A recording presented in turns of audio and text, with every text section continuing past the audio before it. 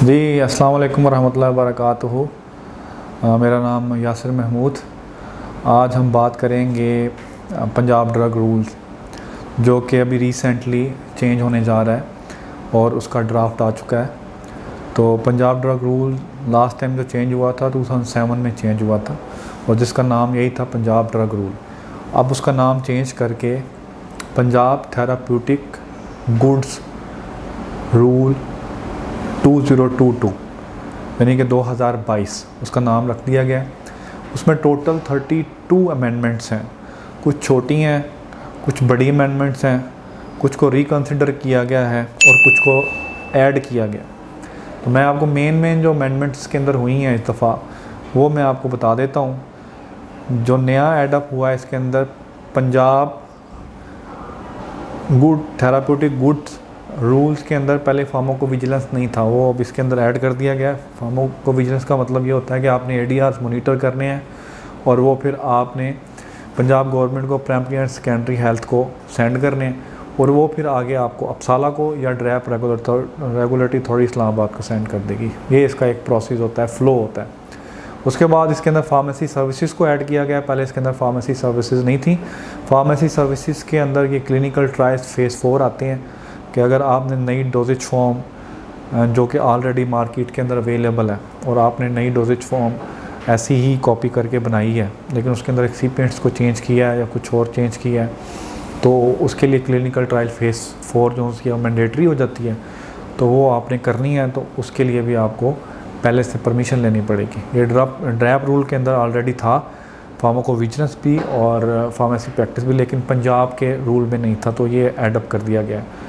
उसके अलावा रिकॉल पंजाब जो ड्रैप का रूल था उसके अंदर रिकॉल है कि अगर खुदा न खास्ता आपकी मेडिसिन्स को मिसहैप हो जाता है, कोई सब स्टैंडर्ड हो जाती हैं, कोई मिसब्रांड हो जाती हैं, तो आप रिकॉल कर सकते हैं। तो वो रिकॉल का पूरा प्रोसीजर और रिकॉल की डेफिनेशन इसके अंदर ऐड कर दी गई है। इसके अलावा पीक्यूसीबी की कुछ मेंबर्स होते हैं जहाँ पे आपका cases against the different industries, manufacturing, distributor, pharmacy, medical stores के सुने जाते हैं, और इसके अंदर मेंबर्स बैठे होते हैं। उन मेंबर्स की क्वांटिटी को और उनकी डेजिग्नेशन को चेंज किया गया है। अब उसमें मिनिमम 10 ईयर्स का एक्सपीरियंस कर दिया है कि जो भी वहाँ पे कोई प्रोफेसर रिलेटेड फार्मास्यूटिक्स का होगा उसका 10 ईयर्स का एक्सपीरियंस होना चाहिए, फिर भी वो उसका मेंबर बन सकता है। इसके अलावा इसके अंदर फार्मास्यूटिकल केमिस्ट्री का एक मेंबर ऐड कर दिया गया है।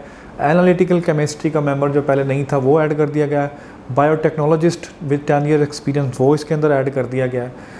ठीक है, माइक्रोबायोलॉजिस्ट और अल्टरनेटिव मेडिसिन्स जो कि न्यूट्रासूटिकल्स को और हर्बल की मेडिसन को डील करते हैं उसको भी उसमें ऐड कर दिया। ऐड करने की बड़ी वजह सबसे यही है कि बायोलॉजिकल ड्रग्स भी मार्केट में अवेलेबल होती हैं, जैसे वैक्सीन्स हैं, अमीनोग्लोबुलिन्स हैं, ठीक है, ये सारी मोनोक्लोनल एंटीबॉडीज़ हैं, ये सारी बायोलॉजिकल्स हैं। तो उनके केसेस भी होते हैं, तो उनको सुनने के लिए, क्योंकि फार्मासिस्ट या केमिस्ट की स्पेशलाइजेशन नहीं होती है, उसके लिए बायोटेक्नोलॉजिस्ट को ऐड किया है।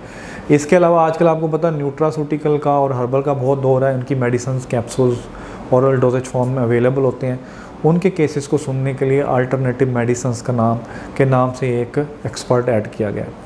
अच्छा, इसके अलावा क्या किया गया है कि फॉर्म 8 जो था पहले, जिसके ऊपर मेडिकल स्टोर का या फार्मेसी का लाइसेंस बनता था, उसको थोड़ा सा इंक्रीज़ किया गया है, उसकी सब सेक्शंस को।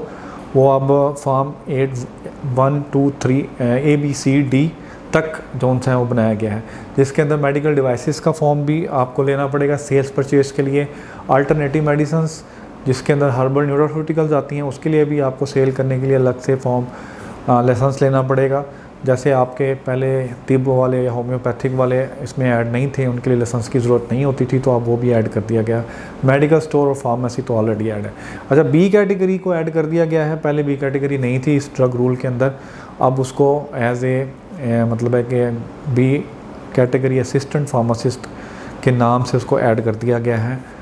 और इसके अलावा जो इसके अंदर अमेंडमेंट की है या इसके अंदर नई चीज़ें इंक्लूड की गई हैं, उसमें आ जाता है आपका फार्मासिस्ट का रोल, फार्मासिस्ट की डेफिनेशन, एनालिटिकल पर्सन की डेफिनेशंस, उसके अलावा सेक्रेटरी की डेफिनेशंस, डायरेक्टर्स की डेफिनेशन, ये सारी डेफिनेशंस को रिव्यू किया गया है, उसको थोड़ा सा अमेंड किया गया है। उसके अलावा पहले एनालिटिकल पर्सन जो हायर होता था DTLs के अंदर, वो जो उनसा है पहले सिर्फ फार्मासिस्ट होता था और उसका 3 ईयर्स एक्सपीरियंस मैंडेटरी होता था। अब उसका 1 साल का एक्सपीरियंस कर दिया गया और वहाँ पे बायोकेमिस्ट और केमिस्ट को भी वैलिड कर दिया गया कि वो भी इसका पार्ट बन सकते हैं, वो भी वहाँ पे रिक्रूट हो सकते हैं। ये इसके अंदर अमेंडमेंट एक की गई है। इसके अलावा जो सा है लाइसेंस, जो फार्मेसी का या मेडिकल स्टोर का या डिफरेंट चीज़ों का जो लाइसेंस बनता था, वो पहले उसकी एक्सपायरी 2 साल की होती थी, अब उसकी एक्सपायरी को चेंज करके 5 साल कर दिया गया है। इसके अलावा ऑनलाइन फार्मेसी को इंट्रोड्यूस कराया गया है। इसके अंदर ऑनलाइन फार्मेसी के लिए फॉर्म 9 जो है वो अलग से नया फॉर्म पहले भी था, उसके अंदर अमेंड करके चेंज करके डाल दिया गया है। तो अब अगर आपने ऑनलाइन फार्मेसी चलानी है तो आपको उसका भी लाइसेंस लेना पड़ेगा और वो फार्मासिस्ट की मौजूदगी में उसको रन होगी। इसके अलावा एक चीज़ और ऐड की गई है जो फार्मासिस्टों के लिए बहुत अच्छी बात है कि फार्मेसी के ऊपर फार्मासिस्ट जेनेरिक को चेंज कर सकता है।